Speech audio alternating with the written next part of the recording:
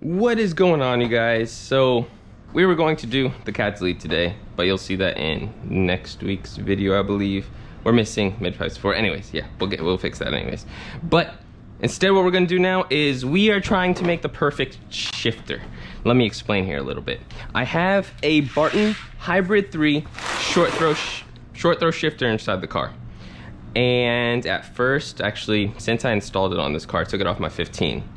It's been okay. It's been all right.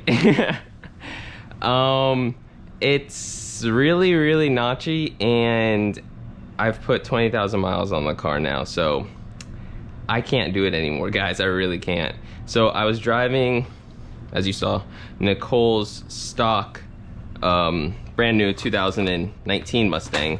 The stock shifter feels great. I mean, the car's also brand new. Can't get me wrong with that.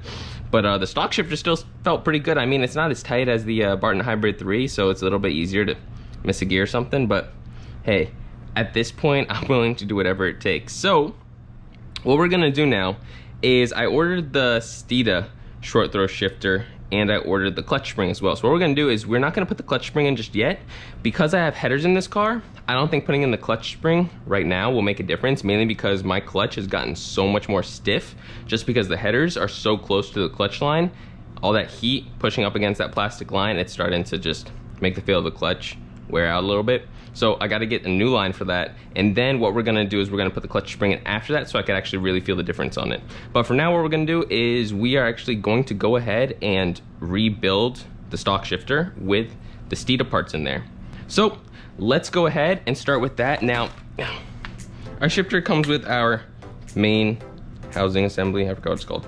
And basically this is what the shifter looks like when you pull it out the car. This is the front, this is the back, this is your body mount that holds it up in place. We're also going to be getting a new bushing for this. As you can see, this really flimsy piece of crap, but it's cool.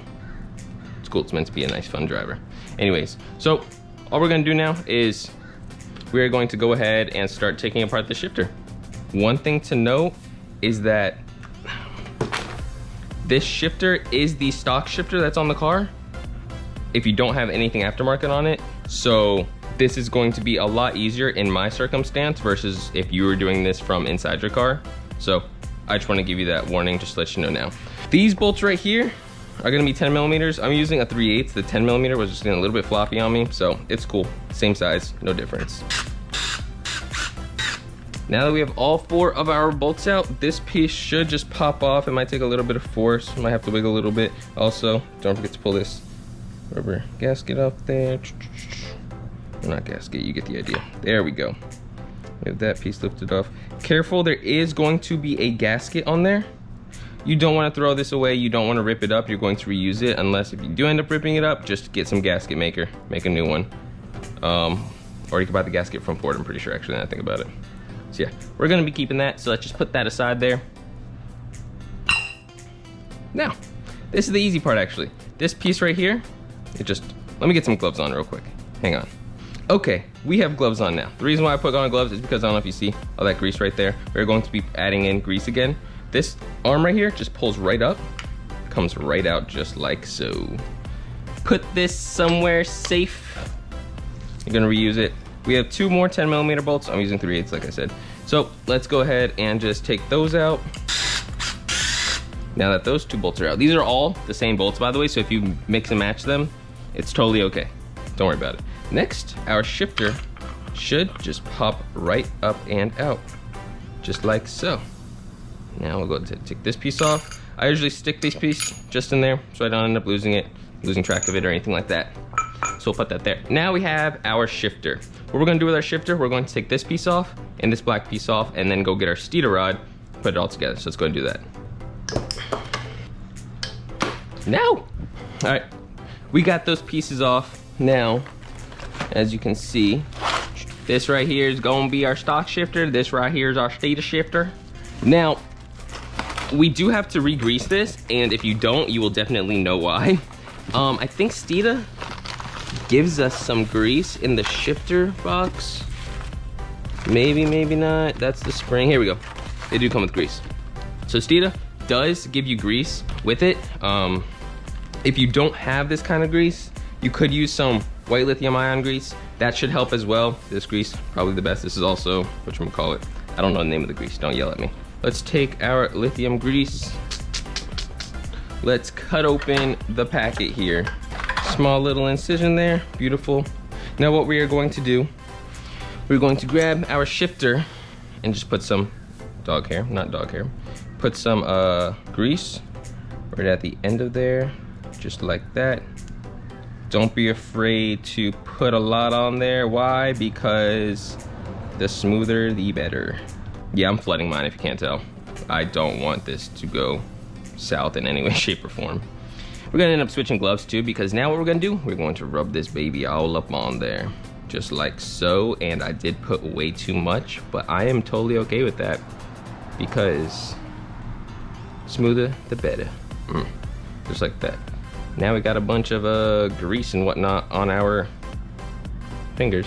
So let's go ahead and switch gloves. Now, new glove, we could put on this piece again. Dog hairs everywhere, holy cow. Just gonna put that baby on there. I don't know the best way to do this, but I'm just gonna go with what I think. So all we gotta do is just push this color in. Okay, that was easy enough then. Get some more grease there. Ew, delicioso. And then our black piece, don't tell, okay, thank God. Got scared for a second there. This one, you wanna put down somewhere and basically just push on. Just like so. And ta-da, our shifter is done.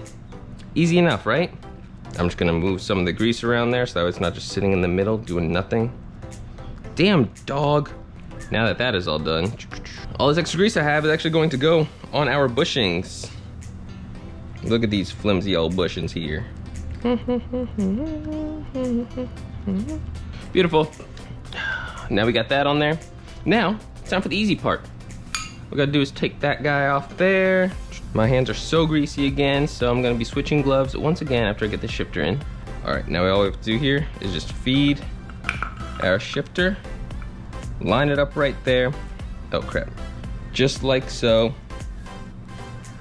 And then that plate that we had, I don't think it's directional because I don't see any curves on it or anything, plus the indents are basically the same way, so I think I'm just gonna slap on in either way. Align it, boom. Now we get our 10mm bolts on. Like I said, let me switch our gloves again. I know, I'm wasting gloves. Ugh. But we have our new glove on. Pulling Michael Jackson right here. All we have to do now is just put our bolts back in. Now, our shifter is not coming out anytime soon. And what we can do now is put back in our linkage here. And don't forget that this guy is going to go in the same way as the long arm here. So what we're gonna do here is you can see the bushing is not lined up. Let's go ahead and pop it back out. Line up the bushing, push her back in. Beautiful. Look at that, easy as cake. Now that that is on, don't forget, we just gotta put our gasket back on.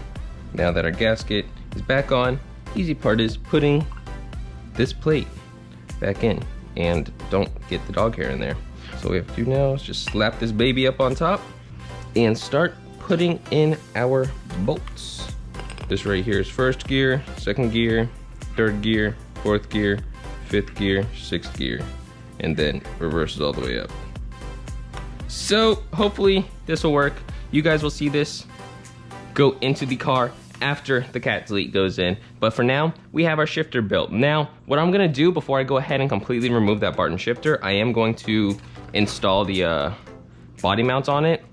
I'm gonna be doing that just, you know, just to try everything, because it's really annoying having to have a shifter that locks me out of second, third gear. This isn't even, by the way, this isn't even like redlining or shifting hard. When I do shift hard, it pops in gear. As soon as I let go of the clutch, it pops right back out. So that's a totally different story though. But we're gonna go ahead and try to body mount it. It is trans mounted right now, so I'm gonna see if that hopefully fixes the issue that we have going on there. If not, our stock shifter is going back in with our new Steeda shifter arm. I mean, it'll also be a stock shifter, so if anything does end up happening to my transmission, I won't have to worry about warranty.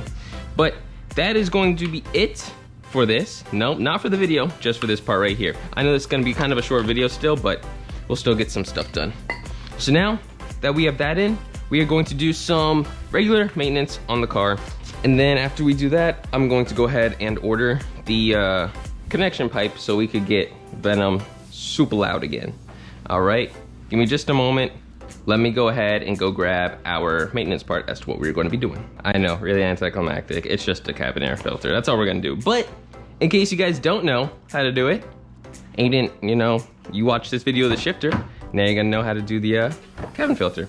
So let's get all this out of the way. I even got the wrenches here for the dang O2 sensors, because my wrench is broke. Look at that. This is how dedicated I was to putting in those mid pipes, but it's cool, it's fine. So first thing we're gonna do, we are going to drop this guy right here. Now, this guy is really easy to break when disconnecting this. So first thing you want to do is disconnect this arm right here. If you try to take out the glove box without disconnecting this arm, this piece will break off right over there. You'll lose your functionality of this slowing down. It'll basically just drop on you. So to take it off, all we do is push up on it, and there we go. It'll pop right out, just like so. Now that we have that guy done, all we have to do is squeeze in these two sides, and the whole glove box will drop. And now that that is out, if you want, you can remove this piece. You just turn it, and it pops right out there. We'll put that in the glove box right now. Alrighty, hopefully all this. All right, now that we got all that out, to get to the cabin filter, we are going to lift this little guy up. Once you lift this little guy up, let me get a flashlight, hang on. We got a flashlight here, so it'll be easier to show you guys. Now, once we lift this guy up, if you look inside there, you'll see a screw. Let me see if I get the flashlight. It's going to be that screw right there. That's gonna be a Torx bit screw. I'm gonna let you guys know in just a second which Torx bit it is. Now this is, oh crap. This is going to be a T15 Torx bit. All we have to do is remove that Torx bit guy right there. I hope you guys can see this. I'm sorry if you can't. Once we remove it, we'll grab the screw so we don't lose it. And there's gonna be like a little lever. I don't know if you can see, there's actually like a little handle that you pull down on, and that will open up that tab right there, and you can pull that guy out. Once you pull that guy out, you will have access to your air filter, cabin filter, air filter, whatever you want to call it. Ta-da! And that is one dirty cabin filter. Whew. So it is going to go in with the arrows down, so it came out just like this, and if we flip it around, the arrows are pointed downward. So let's go ahead, get our air filter, and the arrows are downward this way, so we're just gonna put it straight in. To make it easier, the flaps are gonna go up like that. Flaps facing the bottom. So all we gotta do now, this is gonna be a pain in the butt. We got it fed up for the most part. All we have to do now is pull it up and into place. Beautiful. We have her in now. I actually figured out that we could pull this guy down a little bit. I don't know if that's supposed to happen because it never happened to me before, but oh well. Now that we have our new air filter in, all we have to do is just put our guys back in here. Now that we have that in, we can go ahead and put our Torx bit screw back in, all the way back up into place where it belongs. Beautiful. Now that is how we change up our cabin air filter. All right, now that that is done, what we are going to do, put back in our, whatchamacallit, I don't know what, tensioner, I guess? I don't know what to call it.